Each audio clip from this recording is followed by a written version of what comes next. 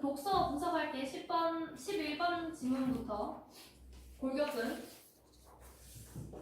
자, 일단 문제 먼저 볼 건데, 문제 보면 11번 내용 이해 문제고, 12번은 기억, 추론 문제인데, 기억이 지문 마지막에 있기 때문에 마지막에 풀 거야. 그리고 13번, 14번이 이제 그림에 관한 건데, 그 13번에 해당하는 왼쪽 그림이랑 그리고 14번에 해당하는 오른쪽 그림 각각 설명 나오고 나면 바로 풀 거야. 까먹으니까 우리는. 알겠지? 첫 번째 문단부터 볼게요. 골격근은 힘줄을 통해 뼈에 부착되어 있는 근육으로 인체 운동을 실행하는 기관이다. 우리가 물건을 들어 올리거나 달리기를 할 때 필요한 힘은 모두 골격근에서 만들어진다. 골격근은 수축작용으로 힘을 만들어내며 스스로 이완할 수 없다. 예를 들어 팔을 굽힐 때 이두근이 수축하면 쌍을 이루는 삼두근은 이완되고 팔을 펼 때 삼두근이 수축하면 이두근은 이완된다. 그렇다면 골격근을 통해 운동이 실행되는 원리는 무엇일까? 첫 번째 문단 정리를 좀 하면 골격근 얘기를 할 거야. 골격근의 개념 설명하고 뒤에 기능 얘기하는데 골격근은 운동을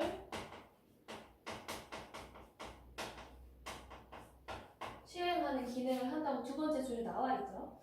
그리고 좀 특징은 운동을 실행하면 결국에 힘이 필요한데 그거는 수축 작용으로 이루어집니다. 그러니까 얘는 수축만 한대, 즉 스스로 이완할 수 없대.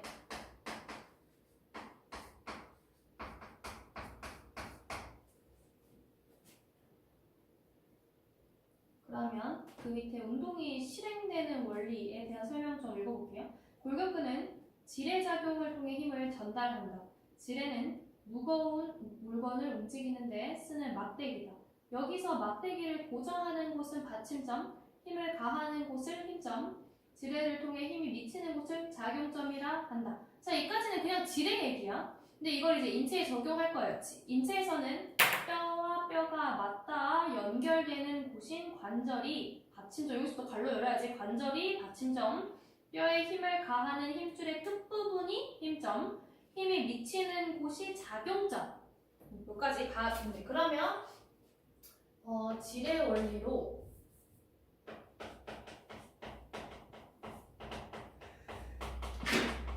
지뢰 작용을 인체에 적용해보니까 관절은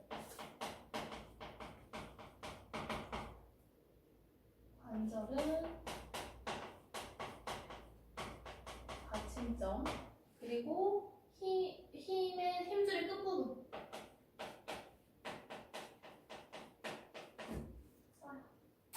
힘줄의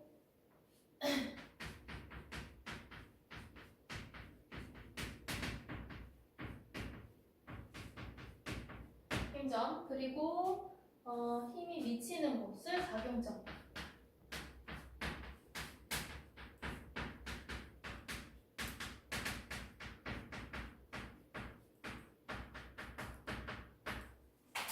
여기 그림이 있고 그 그림 얘기는 지뢰 종류 구분해 놓은 건데 그 밑에 문단까지 읽고 그림 분석을 해볼게요. 위의 그림은 지뢰의 종류별로 인체에서 일어나는 지뢰 작용을 보여준다. 1종 지뢰는 힘점, 받침점, 작용점의 구조로 이루어져 있다. 목 근육이 수축하면 목 관절과 받침점으로 작용점인 턱 끝이 위로 올라간다. 2종 지뢰는 받침점, 작용점, 힘점의 구조로 이루어져 있다. 종아리 근육이 수축하면 발가락 관절을 받침점으로 작용점인 발목이 올라간다. 3종 지뢰는 받침점, 힘점, 작용점의 구조로 이루어져 있다. 어깨와 팔꿈치 사이는 이두근이 수축하면 팔꿈치 관절을 받침점으로 작용점인 손이 위쪽으로 움직인다. 자, 거기 그림 중에서 머리, 목 있는 부분, 목, 그리고 머리 이렇게 있고 코, 턱 이렇게 있다고 했을 때 자, 여기 점이 어디 있냐면 여기 점 있고 그 다음에 여기 점 있고 여기 여기 점이 있어. 그러니까 우리가 알 수 있는 건 뭐냐면 목 관절. 그러니까 관절이 관절 부분이 받침점이라고 했으니까 여기가 거기 적혀 있는 대로 받침점인 거고, 그리고 올라가는 그 어디 올라요? 턱 끝이 이렇게 올라간대. 그럼 올라가는 여기를 작용점. 여기가 나머지 남은 힘점 해가지고 여기가 수축 되는 거지. 자, 이해됐지? 그러면 2번 그림 2번 3번이 그냥 받침점, 작용점, 힘점의 위치가 다를 뿐이 똑같다. 우리가 알 수 있는 건 뭐야 얘들아? 관절은 받침점, 올라가는 작용점은, 그러니까 작용점은 올라간다. 요것만 알면 돼. 자, 13번 문제 볼게요. 13번. 자, 봐봐. 너무 그림이 친절하지. 올라가는 게 어디야? 지금 발이 위로 올라가. C 부분이 위로 올라가지. 그럼 C가 뭐가 되는 거야? 작용점이야. 그 다음 뭘 찾아야 돼? 뼈 찾아야 돼. 관절. 여기서 관절은 A밖에 없네요. 그럼 A는 관절이니까 받침점이야. 쉽죠? 그럼 그 뒤에 있는 B가 뭐가 되겠어?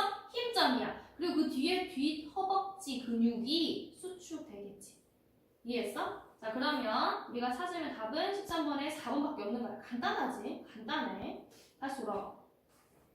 그 다음 문단 볼게. 골격근의 수축작용은 골격근을 구성하는 근육세포 내 근육 원섬유를 통해 이루어진다. 근육 원섬유에는 굵기가 가는 액틴 필라멘트와 굵기가 굵은 마이오신 필라멘트가 일부분씩 겹쳐 배열되어 있다.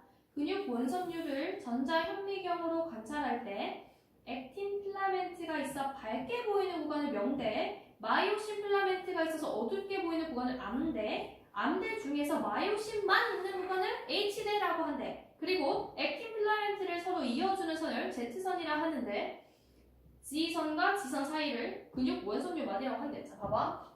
이 수축 작용이란 거는 어디서 해야 돼? 근육 원섬유를 통해 이루어지는데, 근육 원섬유는 어떻게 이루어져 있냐면요. 액틴. 봐봐.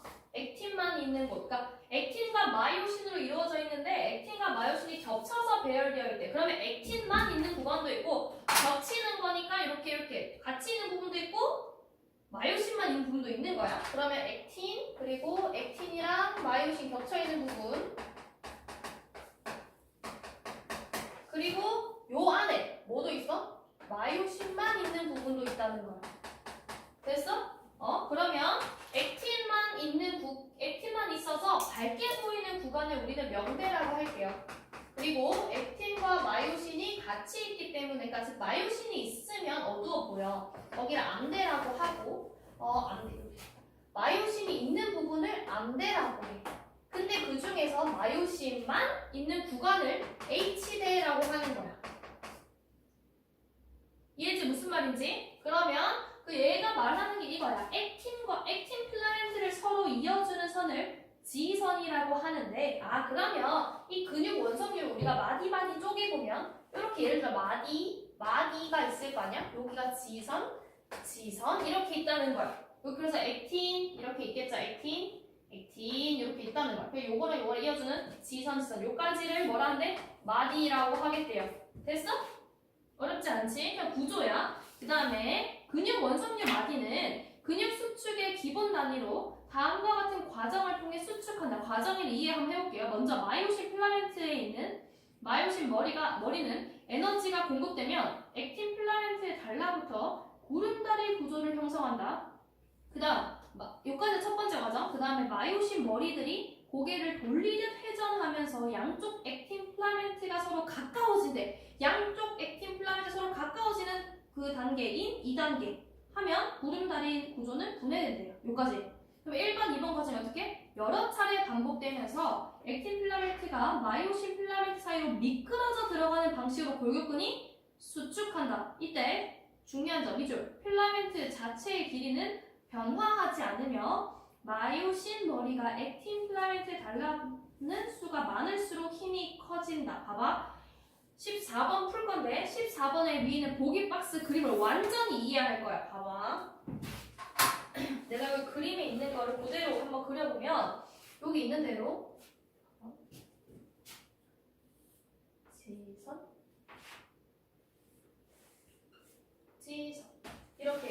여기 위에 이거 나 한 칸만 할게. 여기 액틴 필라멘트가 있어.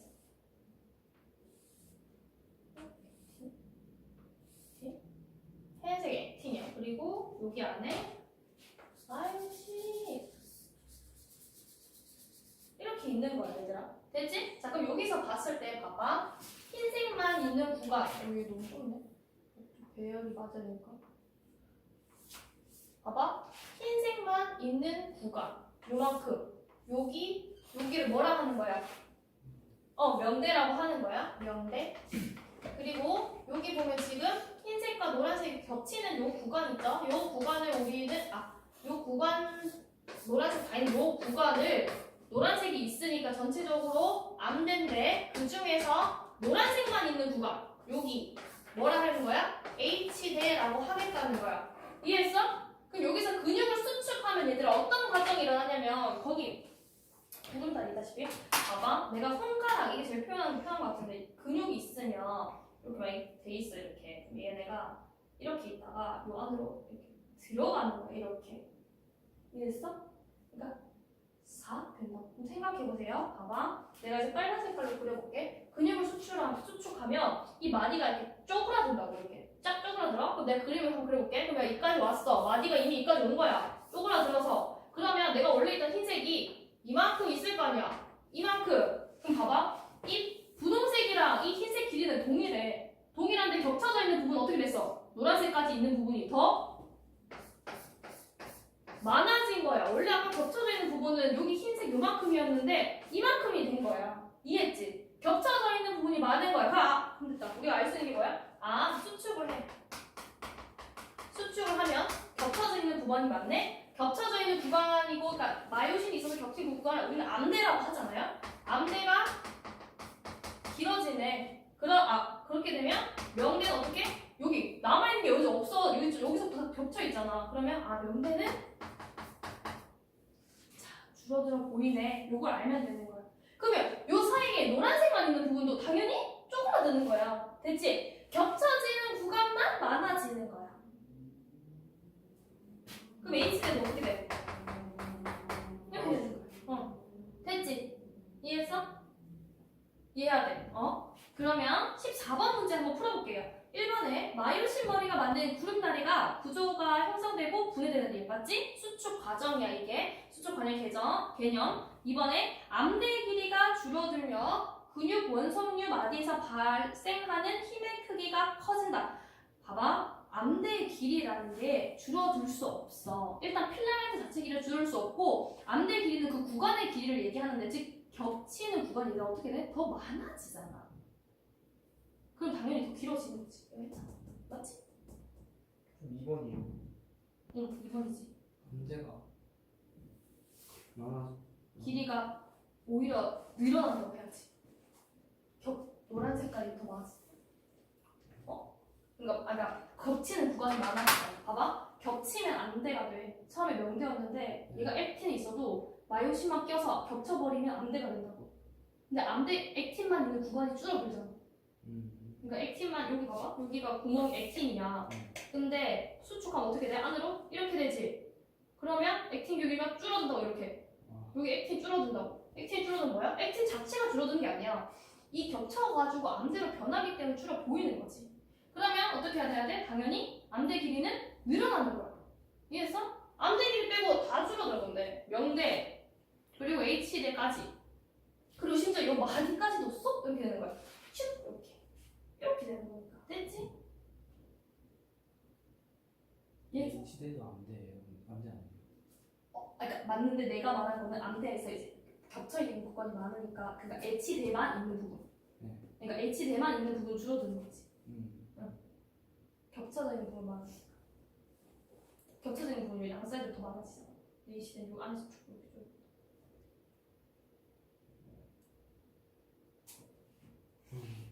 이해되지? 이거 이해해야 돼. 그 다음에 3번에 명대의 길이가 줄어들면 맞지? 줄어들어. 왜? 겹치니까. 그래서 전자현미경으로 관찰할 때 밝게 보이는 구간이 좁아진다. 맞지? 그러니까 수축을 하면 암대가 늘어나고 명대가 줄어드는 것처럼 보이는 거야 이제. 4번 액틴 필라멘트가 마이오신 필라멘트 사이로 미끄러져 들어가면 H대 길이는 줄어드는 거지. 왜? 겹치는 구간이 많아지는 거니까 안에서 H대만 있는 건 줄어드는 거야. 됐어? 오케이? 그 다음에 5번에 액틴 필라멘트 서로 이어주는 지선 사이 간격이 줄어들면 맞지? 근육 원순을 많이는 당연히 줄어드는 거지. 미끄러져 들어가니까요. 됐죠? 돌아와. 공부하네. 됐지? 인사대 이해 못해 이해했어요. 그 다음에 그럼 이까지가 근육 수축 과정이야 얘들아. 요거 이해하면 돼요. 그 다음에 한편 그 다음 보시죠. 골격근 수축에 필요한 에너지 ATP라는 게 있대. 에너지 여러 공급원으로부터 제공된다. 근육세포에는 ATP와 크레아틴 인산이 소량 저장되어 있는데 먼저 근육세포에 저장된 ATP 사용 미주세요. 1번 저장된 ATP 사용 봐봐. 그러면 근육 할 때 우리가 뭐가 필요하대요? ATP라는 게 필요하대. 그럼 ATP를 어떻게 사용서 어디서 볼 건데 ATP는 처음에는 저장되어 있기 때문에 저장된 ATP를 쓴대. 됐죠? 저장된 ATP를 쓰고 나서 다음 저장된 사용한 다음이니까 약을 다 썼어. 그럼 어떻게 해야 돼? 약 만들어야 돼. 저장된 크레아틴 인산을 활용해 ATP를 생산한대요. 두 번째는 인산을 활용해서 ATP를 생산해. 근데 인산은 어떻게 해? 다 썼어. 끝났어. 얘는 다 써버렸어. 그럼 그 다음 어떻게 한대요? 3번 밑줄 치세요. 호흡을 통해 얻은 산소로 포도당과 지방산을 분해하여 생산한다. 3번은 산소가 들어와. 그러면 산소가 분해한대. 뭐를? 포도당이랑 지방산. 포도당, 지방산. 그러면 뭐가 생긴대? 분해하면 소하고 ATP가 생긴대. 그럼 봐봐. 첫 번째 방법은 저장된 거 하는 거야. 두 번째는 뭐야? 생산할 거야. 세 번째는 뭐야? 생산하는 방법이야. 됐죠? 오케이? 그 다음에 이 과정에서 산소가 충분히 공급되지 않으면 ATP의 생산 효율이 급격히 낮아지며 체내에 젖산을 발생시키고 근육의 피로가 유발된다. 골격근의 활동이 끝난 후에는 ATP와 크레아틴 인산을 생산하여 근육세포에 다시 저장하고 젖산을 분해하는 과정이 필요한데 이 과정에서도 산소가 충분히 공급되어야 효율을 높일 수 있다. 당연한 얘기야. 산소가 있어야 인산하고 얘네 다 만드는데 산소가 없으면 ATP 결국 생산 못하니까 효율이 낮다는 이 얘기야. 너무 당연한 얘기. 그 다음에 골격근의 수축에 필요한 에너지는 이러한 과정을 통해 생산되기 때문에 격한 운동을 할 때 숨을 가쁘게 쉬거나 운동을 한 후에 숨을 몰아쉬는 현상이 일어나게 된다. 자, 봐봐. 기억 문제 풀 건데 얘들아. 기억을 보면 운동한 후에 숨을 몰아쉰대. 그럼 내 몸에 뭐 들어와? 산소 들어오지. 그럼 산소를 뭐 할 거야? 결국에 인산하고 얘네 만드는 거야. 찾으면 12번의 답은 5번밖에 없는 거야. 이 추론 문제니까 두 가지처럼 풀어야 돼. 5번 크레아틴 인산의 생산율을 높이는 현상 맞지? 4번은 왜 안 돼? 포도당과 지방산을 생산하는 거야? 아니지. 포도당과 지방산의 분해를 해서 ATP를 생산하는 거야. 이해했나 무슨 말인지?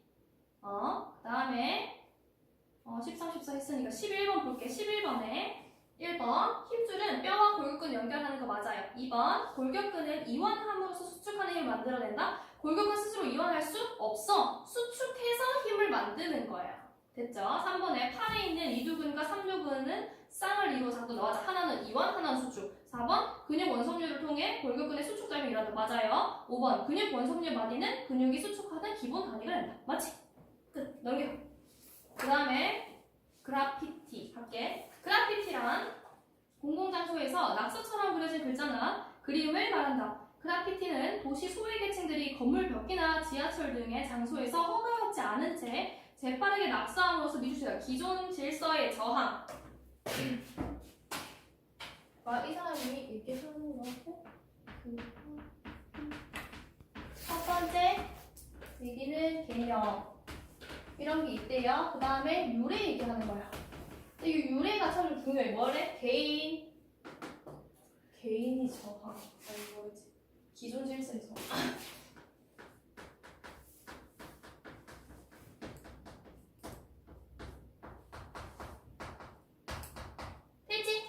기존 질서에 저항한 게 비롯됐대요. 70년대 유행했던 그래피티는 주로 자신의 이름이나 별명은 뭐래? 태그로 시작됐대. 태그를 하는 사람들은 자신의 태그를 돋보이게 하고자 기존에 있던 태그 위에 덧대어 더 크게 태그를 그리기도 하고 태그 자체를 복잡한 형태와 화려한 색채를 지닌 그림처럼 변형하게 됐다. 이 과정에서 글자를 읽는 대상에서 보는 대상으로 전환되었고 이 글자가 지닌 조형적 요소가 강조됐대. 그래서 그래피티는 점차 사람들의 주목을 받게 되었다. 하지만 그래피티가 너무 복잡하고 화려하게 그려지다 보니 대중들은 태그가 어떤 글자인지 알아보기 어려워했다. 그러니까 그 읽는 것에서 보는 것으로 전환되니까 읽는 게 어려워지는 거야. 알아보기 힘들다. 됐지? 이까지 정리 좀 하고 어때? 유래 기존 질서 저항 밑에 태그 이름이나 자기 이름이나 별명 적게요. 별명으로 시작했대. 근데 사람들이 적다가 자기 이름과 별명 크게 보였으면 좋겠으니까 덧대어 크게 그리기.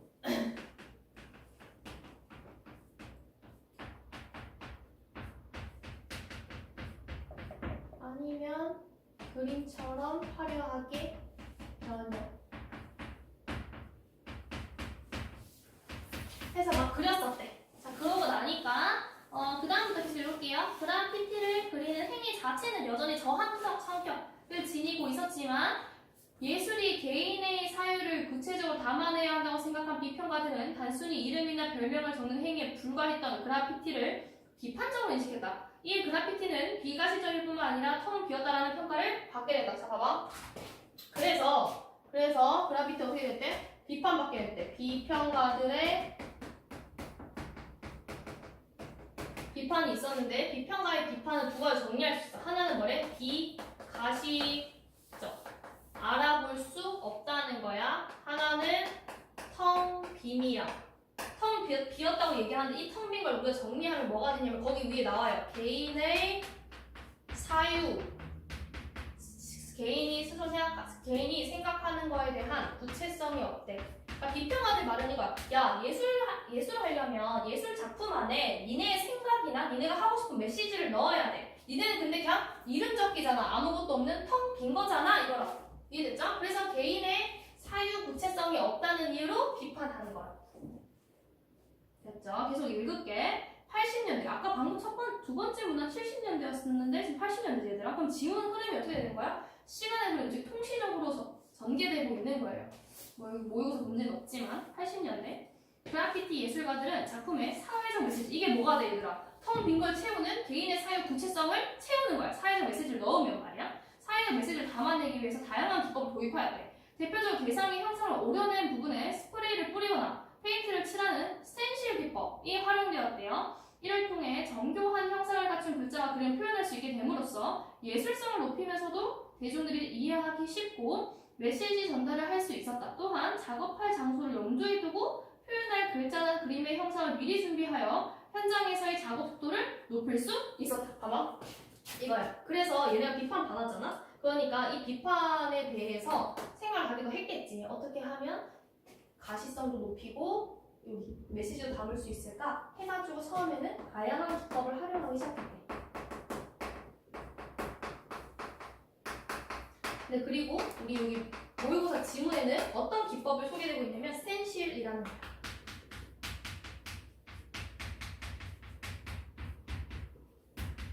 그 스텐실 기법 쉽게 얘기하면 얘들아 이거야. 약간 스티커 붙이기 생각하면 돼. 어떠한 그림이 있어. 뒤에 그 그림 나오잖아. 왜? 그림같이 미리 집에서 준비해와. 그리고 여기 벽에 이렇게 하고 이렇게 하는 거야. 아니 뭐 이걸 잘 이해할 필요까지는 없는데 그러니까 얘들아 집에서 미리 어떠한 그림을 준비해서 그 왜 벽에 막 낙서돼 있는 게 그래피티잖아. 그래서 준비해서 집에 와서 그 다른 자기 하고 싶은 데다가 벽에 이렇게 하면 이 그림 모양인 거야. 그래서 미키마우스다. 미키마우스에 곰돌이야. 곰돌이 이렇게 자꾸 나올 거 아니야. 여기 이제 펜 락커 뿌리는 거라고. 그러니까 미리 준비해오는 뭐가 있어야 돼? 곰돌이가 있어야 돼. 됐죠? 이게 핵심이야. 그래서 얘가 뭐래? 그림이 생긴 거니까 정교한 형상을 갖췄다고 이야기하는 거고 정교한 형상이 있기 때문에 대중들이 어떻게 될 때? 표가 볼게요. 스텐실 기법을 하면서 대중 이해가 높아지고 대중 이해가 높아졌단 말 다른 말은 뭔 소리야? 알아볼 수 있게 되었구나. 가시성을 높였구나. 이걸 알 수 있는 거야. 가시성도 높인 거고. 그리고 두 번째는 사회적 메시지도 아까 담았다고 이야기했죠. 사회적인 메시지. 그럼 비판받았던 내용을 또 듣고 한 거예요. 그 다음에 마지막 효과 그것도 좋아야 돼. 작업 속도를 높일 수 있었대. 작업 속도 당연히 높일 수 있지. 왜? 그 공물이 미리 지금 준비해오니까. 계속 볼게. 일부 그래피티 예술가들은 그래피티가 그려진 장소 자체의 특성을 활용하여 사회적 목소리를 냈다. 예를 들어 그들은 분쟁 지역의 평화의 메시지를, 낡은 건물의 벽면에 열악한 도시 환경에 대한 풍자의 메시지를 남기기도 했다. 이렇게 장소 자체가 작품의 의미를 완성하는데 결정 요소로 작용하는 것을 장소 특정성. 다양한 기법도 있고 장소 특정성이라는 것도 활용했대.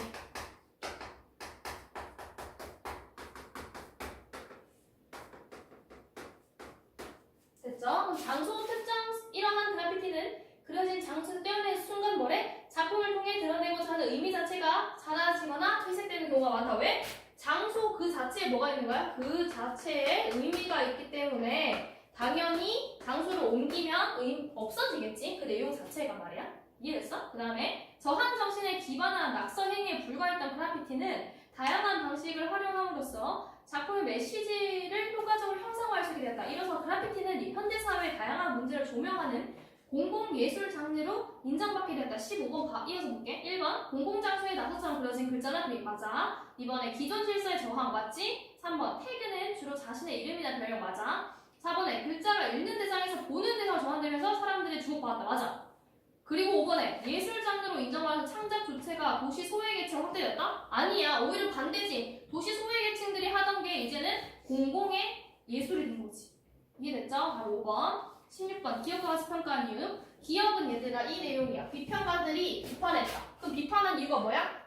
못 알아보겠고 텅 비어서 관련된 거 찾으면 5분밖에 없어. 맞지? 추론 문제니까 쉽지? 17번 볼게요. 17번에 보기 박스 한번 읽어볼게. 이 사진은 공공장소인 어느 주차장 벽에 그려진 그래피티 작품을 찍은 것입니다. 해당 장소가 주차장임을 알리던 파킹이라는 글자의 인 부분을 작가가 페인트로 덧칠하여 공원이라는 의미 단어인 파크로 바꿨습니다. 그러니까 파킹이라는 단어에서 새로운 단어인 파크로 전환시킨 거야. 또한 스텐실 기법을 활용하여 그네 타는 어린 소녀의 모습을 글자 AR에 정교하게 그렸습니다. 스티커 붙여놨죠? 스티커 같은 거. 그리고 이 작품은 문자와 그림을 사용하여 현대사회 도시 공간에 아이들이 안전하게 뛰어놀 공간이 부족하다. 이게 뭐가 돼 얘들아? 사회적 메시지야. 맞지? 이거를 직관적으로 알 수 있도록 표현하고 있습니다. 1번에 이 부분을 페인트로 덧칠하여 글자 형태를 단순화 X 하세요. 글자 형태 단순화 X. 그럼 어떻게 한 거야? 덧칠해가지고 파크라는 새로운 글자를 나타낸 거야. 단순화 시킨 게 아니라. 됐지? 그래서 글자는 조용조용해서 뭐 상관없. 관련이 없는 거야. 그러니까 그림에서 뭐 단순화시키고 뭐 만들어 이게 아니라 그냥 새로운 글자를 만들어낸 거니까. 이번에 스텐실 기법 활용하여 그네 타는 어린 소녀 형상을 사전에 준비해야지. 맞지? 이게 스텐실 기법이니까요. 그래서 작업 속도를 높였대. 됐죠? 그 모의고사 그 비문학 중에서 13번, 14번 근육 문제 1, 2등으로 제일 많이 틀리고 17번에 17번 문제도 많이 틀렸대. 이유가 뭐냐면 2번을 많이 했대. 2번에 스텐실 기법이랑 그리고 사전에 준비하는 기법을 다르게 본 거야. 그러니까 스텐실 기법이 사전에 준비해야 되는 건데 그러니까 다른 방법, 각각의 방법이라고 생각을 하는 거지. 이해됐지? 하여튼 아니야. 스텐실 기법이 준비를 빨리 해야 미리 해오는 거야. 3번에 주차장이라는 공공장소에 그려진 공공예술로 도시 아이들이 뛰어노는 공간이 부족한 현대사의 문제점 맞죠? 4번 글자와 함께 정교하게 그려진 그림을 활용하여 예술성 높이는 거 맞지? 대중들이 메시지 쉽게 이해하는 것도 맞아. 5번에 파킹을 파크로 바꾼 표현 의도를 고려할 때 주차장이 아닌 다른 곳으로 옮기면 의미 퇴색되지. 맞지? 왜 주차장에서 옮기면 파킹이라는 글자가 없어질 거 아니야? 그래서 답은 1번. 그 다음에 18번에서 23번 볼게. 근데 일단 얘네 가랑 나 나오는데 그 문화에 대한 관점, 그러니까 문화를 어떻게 바라보는지요? 화이트부터. 화이트는 문화를 인간이 환경에 적응하기 위해 만들어낸 체계라고 보았다. 즉, 인간은 타고난 신체적 능력만으로는 환경의 제약을 극복하기 어렵기 때문에 문화라는 수단을 활용하여 생존해 왔다는 것이다. 생존 밑줄 칠게요. 그는 문화를 기술적 체계, 사회적 체계, 관념적 체계라는 세 가지 체계로 재분화하고 이를 바탕으로 문화 발전의 원리를 설명했다.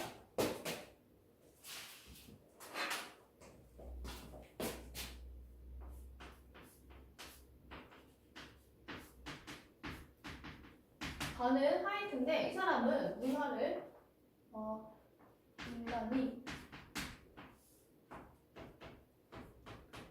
세계를 살기 위해서 세계를 적응해야 되고 생존해야 돼. 맞지? 그러기 위해서 뭐를 만드는 거야? 문화라는 체계를 만들었다고 생각한 거야. 그러니까 생존하기 위해서. 그래서 얘를 나눴대. 기술적 체계? 맞아? 왜 기술적 체계? 기술적 체계.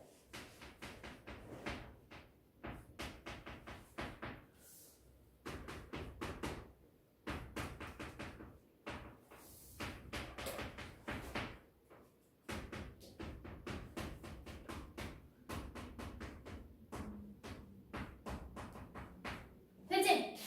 이 체계를 층위가 있대요. 이 세 가지 층위를 만들어서 뭐를 설명하는 거야? 문화 발전 원리.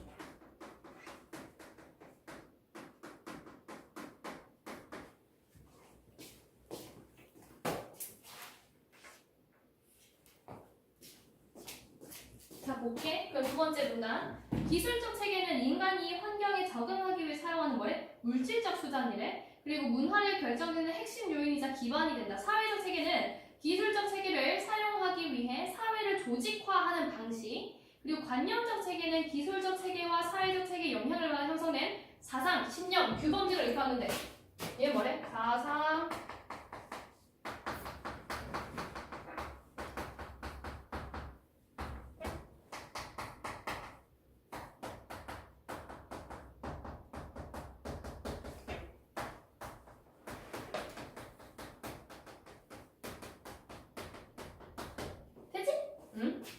그 다음에 화이트는 기술적 체계의 변화함에 따라 사회적 체계와 관념적 체계가 잇따라 변화한다고 보았다. 예를 들어 물을 끓여 쓰는 기술을 활용하여 농사를 짓게 되면서 수확량을 늘리기 위해 역할을 분담하는 사회를 조직하게 되었고, 이에 따라 협력을 공동체의 덕목으로 삼게 됨으로써 상부상조하는 농경 문화가 정착했다. 자, 보세요. 어떻게 됐대? 기술적 체계가 발전하면 사회에 어떻게 물을 끌어들이는 기술이 발달하니까 그거를 위해서 역할을 분담하는 조직이 생겨났대요. 역할 분담 조직을 통해서 각자 역할을 하다 보면 남의 일도 도와주게 되는 상부상조 문화가 생겨났대요. 이 얘기하는 거야. 됐지? 그 다음에 화이트에 따르면 모든 대상은 자연 법칙에 따라 유효하게 이용할 수 있는 에너지가 감소되는 방향을 나아가지만, 봐봐. 세계에 있는 에너지는 얘들아 감소될 수밖에 없어. 고갈되겠지. 우리가 쓰니까. 근데 인간은 이러한 흐름을 거슬러 에너지를 활용하여 생명을 유지하려는 반엔트로피적 성향을 띈대. 그래서 그에 따라 인간은 에너지를 획득하고 이용하는 수단을 개발하면서 문화를 발전시켜 나간다. 화이트는 문화 발전 보편적 원리를 E 곱하기 T는 C라는 공식으로 나타냈다. 이 공식에서 E는 1인당 연간 동력화한 에너지량, T는 에너지를 이용하는 기술적 체계의 효율성, C는 문화 발전의 정도를 의미한다. 이때 문화 발전은 기술적 체계를 고도화하여 E와 T를 높임으로써 실현된다. 이는 문화가 인간의 자연부터 얻은 에너지 E, 그리고 에너지 효율적으로 동력할 수 있는 정도 T, 그리고 발전한다. C 봐봐. 이 사람 뭐래? 이거야. 그 C는 T 곱하기 1에 맞지? 그 T가 기술이고 얘는 기술이 발전함에 따라 1인당 인간이 쓸 수 있는 에너지를 얘기하는 거예요. 그러면 봐봐. 다른 말로 한번 바꿔볼게. 이거야. 기술이 발전해. 그럼 어떻게 돼? 사람들이 자기가 진짜 사용 가능한 에너지가 많아져. 맞지? 여기까지 맞지? 그러면 어떻게 돼? 문화가 발전해. 원래 경제가 발전하고 난 뒤에 문화가 발전해요. 맞지? 맞지? 이것만 알면 돼. 화이트는 이게 다예요. 그 다음에 나와볼게. 반퍼스는 문화를 인간이 세계를 이해하는 사고가 삶의 방식으로 드러난 것이라고 봤다. 그는 문화의 형성을 신화적 사고, 존재론적 사고, 기능적 사고라는 세 가지 사고 유형으로 설명하면서 명사가 아닌 동사로서의 문화를 강조했다. 봐봐. 나인 반퍼스는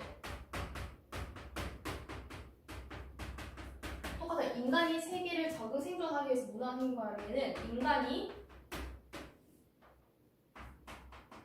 세계를 어떻게 이해하고 사고하는지 이거다. 그거에 따라 문화가 나뉜다고 본 거라고. 이해했죠? 반퍼스에 따르면 신화적 사고부터 볼게요. 세계를 인간이 압도하는 거대한 힘으로 여기고 그 힘에 상징적 의미를 부여함으로써 삶의 질서와 안정감을 확보받으려는 사고방식. 신화적, 여기 있을게요. 신화적 사고. 신화적 사고에서 처음에 설명을 뭐라 하냐면 세계는 인간을 거대한 힘으로 압도한대. 맞지? 그러면 인간은 세계랑 있으면 나약한 존재네요. 됐죠? 그 세계는 뭐야? 거대한 힘이 있대. 그리고 그 힘을 이 사람이 뭐라 했어?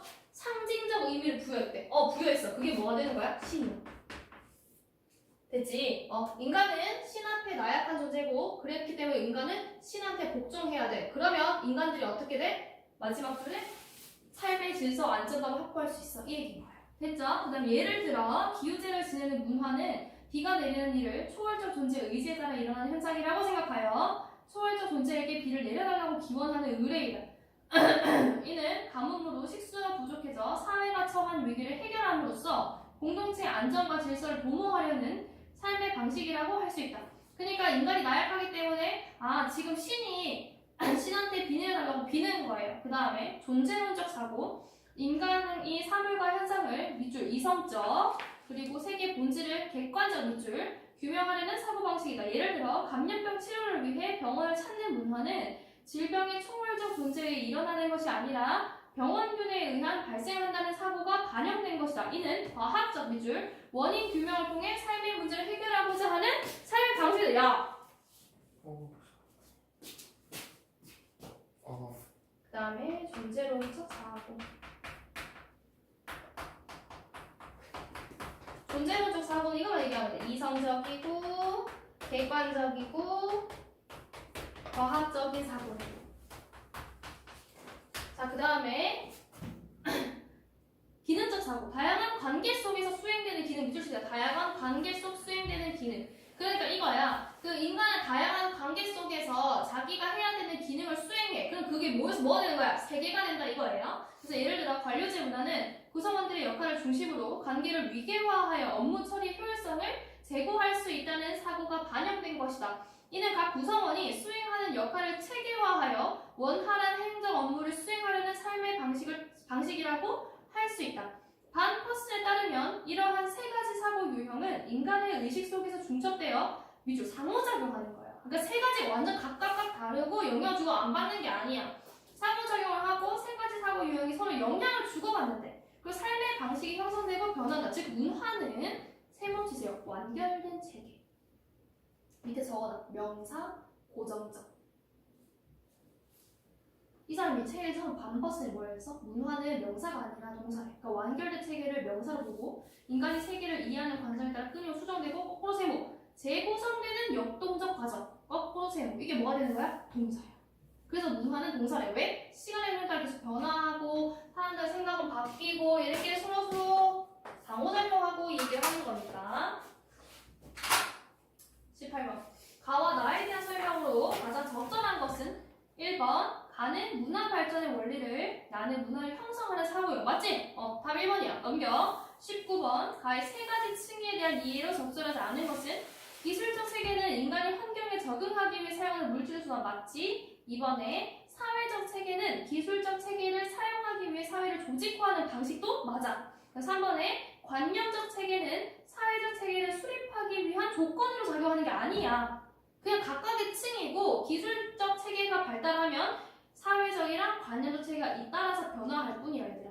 알았지? 뭐 관념이 사회를 위해서 있는 조건이고 이게 아니야. 4번에 사회적 체계와 관념적 체계는 기술적 체계 변화에 따라 영향받는 층이 맞죠? 5번에 기술적 체계, 사회적 체계, 관념적 체계는 모두 환경의 제약을 극복하기 위해서 맞아. 20번에 가의 기억을 바탕으로 신화적 사고예요.